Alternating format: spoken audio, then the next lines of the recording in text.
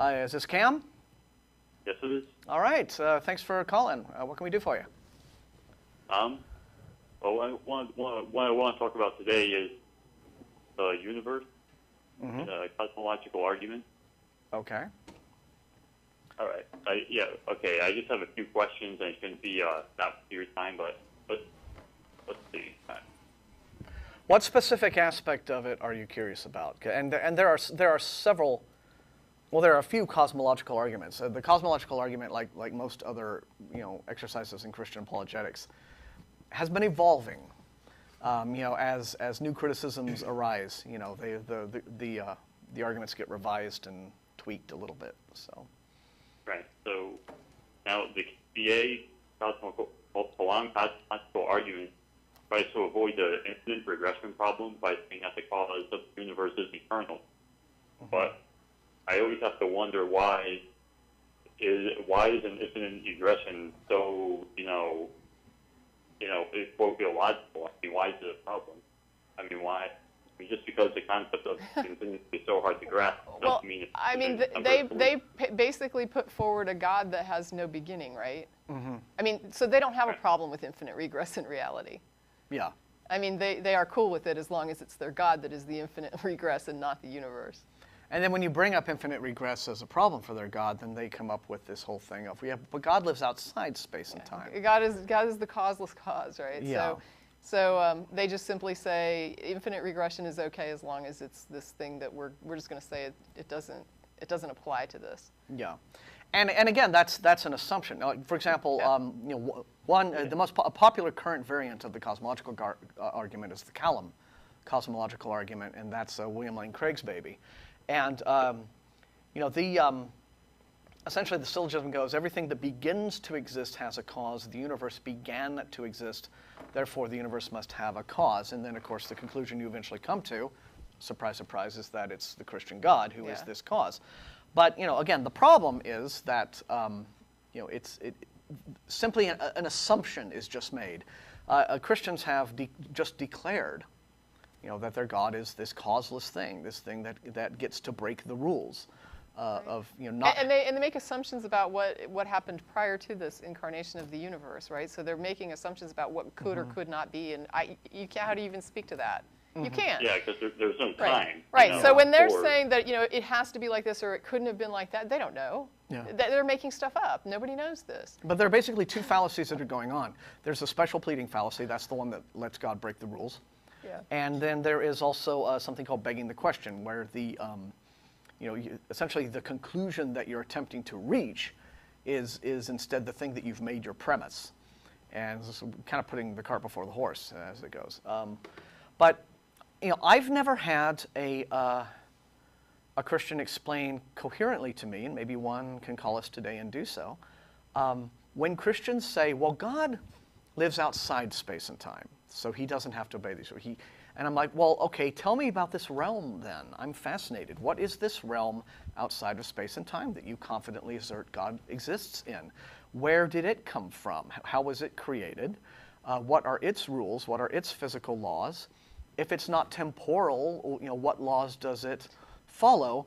And if it's not temporal, then how is God living in it doing causal temporal things like creating universe? Because creation is a causal temporal act, right? A thing doesn't exist, poof, you create it, then it does. And then how did this universe get from that one to where it is, which is now presumably outside of that realm? How did God exit that realm to deposit this new universe that he created, wherever he deposited it, so that it's outside the realm he was in? They would usually come back with most likely, well, he's all powerful. He could do anything. That's ultimately what you get. You sort of back them up. You get them to think about a lot of these concepts in depth, and they really aren't very well armed to fight you back on it. I wish I could remember the name of it. There's a YouTube channel called the Non-Stamp Collector, and he has a cartoon that is it's something like the thing with no name that created all the other things. And it goes through this whole thing where they're trying to come up with this model for like the thing that doesn't have a name, that is like the creator of all the other things, that itself was not created. And every time they get a new idea, they keep adding on to the title so that it gets like this huge long title. And then finally at the end, they're like, it's too bad we don't have like some tiny title that we could come up with that would be like real concise and easy to say. You know, like it's clearly God, right? They're just, but they just simply are making things up and then defining it and Prime saying mover. this is too many syllables. blah, blah, blah. And so it just, but it's a very funny comic, I guess, or cartoon about, you know, how that concept just sort of evolves. Every time you run into a problem, you just simply redefine it as being immune to that problem, and problem solved. It's like, no, the problem's not solved, it's just avoided. Well, yeah, and I think that it also shows there's an innate problem with the kind of metaphysics that they're employing at all in order to mount these arguments, which is they're employing what I call the primacy of consciousness metaphysics, which is to say that in order for anything to exist, a conscious mind had to be there in order to make things exist. Because otherwise, but the problem with that is that isn't that mind that you're proposing that a thing that would have had to exist?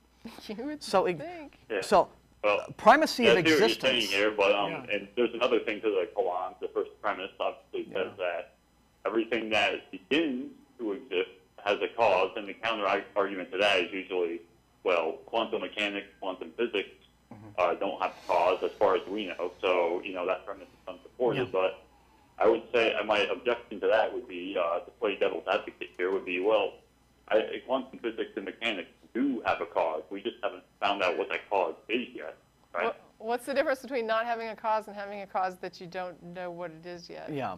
See, that's complicating the issue more than necessary.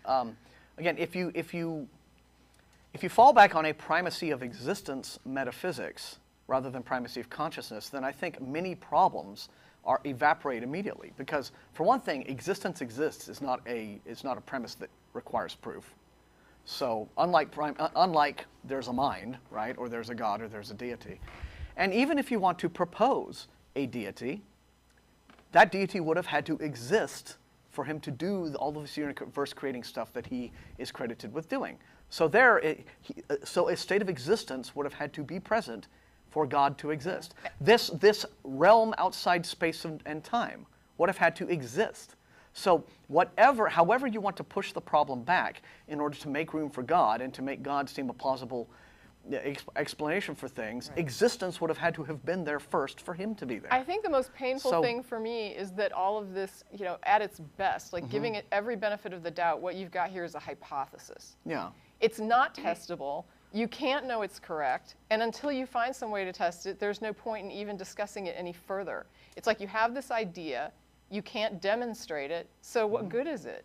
Go and find a way to demonstrate it. Quit arguing with me. You're wasting my time. Yeah, you can just always substitute, you know, God with it's almost like they think that by convincing you it becomes true. Yeah. It's like, no, that's almost like a weird distortion of the argument from popularity. If I can convince people I'm right, then it must be true. Yeah. And it's like, no, that's not how it works. You still have to demonstrate it. Convincing me is not the test of whether or not what you're saying is correct. Yeah. You need to find a way to test it. Yeah, and it just seems to me that you know, God can just easily be brushed off as I have no need of that hypothesis, sir. That was Laplace. That was Napoleon's astronomer. The whole idea that if as long as you realize, you know, first off, this whole thing of the universe began to exist. Well, the Big Bang Theory, you know, is not a creation ex nihilo theory. It merely describes I was going to get into that next, the event that caused the universe to expand into its current form. So whatever it was before that, or even if, you know, so these are, ultimately you can just come down to, look, there's always been existence. What else would there be? You know, Christians confident has always existed. Well, Christians confidently assert things like something cannot come from nothing. Well, first off, what is nothing? Yeah. What do you mean by nothing? Have you ever observed a nothing?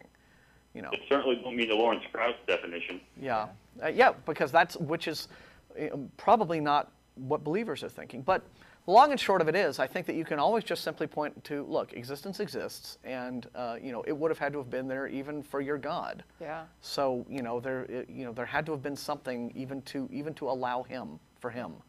I have an article at the blog, at the TAE blog, that you might like, called "The Argument from It Just Makes Sense to Me." And it's basically about the idea of people who think that if it makes sense to me, it must be true. And that's incorrect. So you need to be able to say, okay, this makes sense to me. Now, how do I confirm it? How do I verify it? And if you can't figure out that next step, then you just have a nice idea that's not very useful. You know, and many of these, you know, the logical proofs and arguments for God, all the believer's really seeking to do with those is get to God, and then they think they're done. And so they're usually not quite prepared for, you know, well, but what about this outside? What do you mean outside space and time? And then they're like, and then they're just like, you know, you jerk, you think you know what does it even mean? So anyway, yeah, that's kind of our take. We gonna go ahead and move on to the next folks. But thanks very much for calling. We really appreciate it. Thanks for taking my call. Yes, take care. So long.